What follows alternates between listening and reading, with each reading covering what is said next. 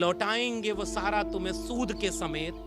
हम पर तुम्हारे जुल्म का जितना उधार है, ताकत तुम्हारे पास अगर है सितमगरों, तो हमारे पास भी भारत का संविधान। और जब तक आपको पता चलेगी तब तक ये पूरी तरह ढह चुका होगा, बर्बाद हो चुका होगा।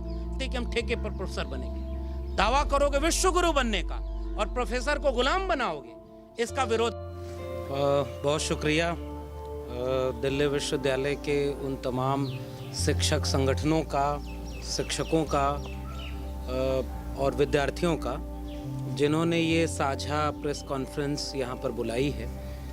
और ये बहुत दुखद है इस तरह से बातचीत करना, या ये मौका कि ऐसे भी हालात कभी आएंगे अपने अकादमिक जीवन में। जैसे मेरे कॉलेज में जब इंटरव्यू शुरू हुआ तो एक एक्सपर्ट, और सही समय आएगा तो उनका नाम लेकर के उनके भी कारनामे जाहिर करने की बात करेंगे, जो लोग रिटायर होने के बाद वहाँ खुदा बन के बैठते हैं और इस भाव में सवाल करते हैं कि मतलब हम आज देखना चाहते हैं कि आप क्या। वो पहला सवाल हमसे कर रहे हैं कि आप आज तक परमानेंट क्यों नहीं हो, आप कहीं और इंटरव्यू नहीं देते। मैंने कहा कहीं और अगर परमानेंट हो गए होते तो यहाँ क्यों बैठे होते। और हमारे जितने जगह पे हम इंटरव्यू देते रहे वो लोग तो कहते थे कि आपका कॉलेज बड़ा अच्छा है, आप वहीं परमानेंट हो जाएंगे, तो इसलिए नहीं किया। फिर वो कह रहे हैं कि आपने क्या क्या, आपका एकेडमिक क्वालिफिकेशन है, अपना परिचय दीजिए। परिचय दिया। ये पहला इंटरव्यू मेरा था डिपार्टमेंट के बाद, जो तकरीबन 15-20 मिनट चला। उसके पहले 2010-11 में भी, 14-15 में भी हमने जितने इंटरव्यू दिए उसमें से 1.5 मिनट का भी इंटरव्यू दिया है।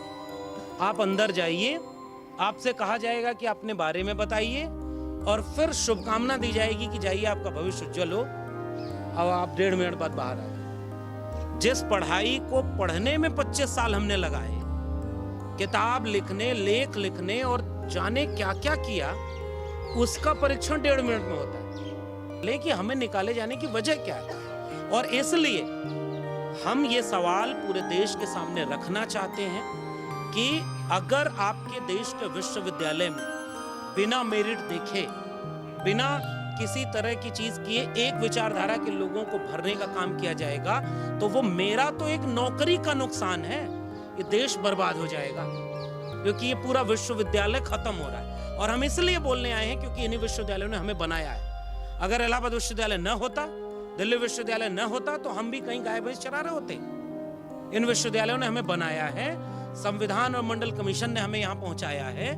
तो हमसे अगर ये नौकरी छीनी जा रही है तो हम तो कल को अपने कमरे में बैठ के पढ़ा लेंगे।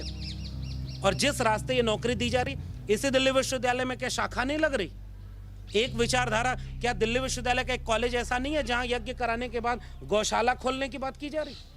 वो क्या कोई वैचारिक और कोई विश्वविद्यालय के नियम कानून के बाहर की चीज है? क्या इस देश की, इस विश्वविद्यालय में ऐसे ऐसे पदाधिकारी नहीं है जो दूसरी जगह भी पदाधिकारी बने हुए हैं?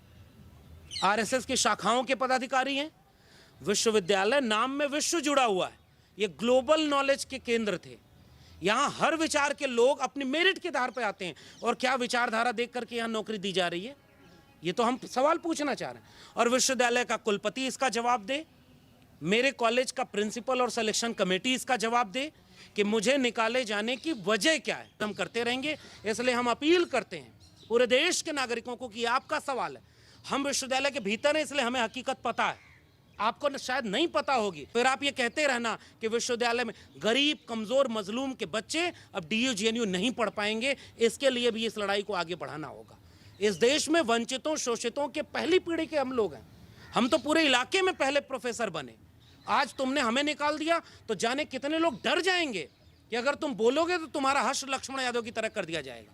लेकिन हम इसलिए सामने आए कि डरना नहीं है, क्योंकि हम गलत नहीं तो हम डरेंगे नहीं। और आखिर में मैं सबका शुक्रिया अदा करते हुए कह रहा हूं कि इसे एक आंदोलन की शक्ल दिया जाए और इसे शिक्षा बचाने, संविधान बचाने और देश बचाने की शक्ल में रखा जाए। और एक शेर पढ़ना चाह रहा हूं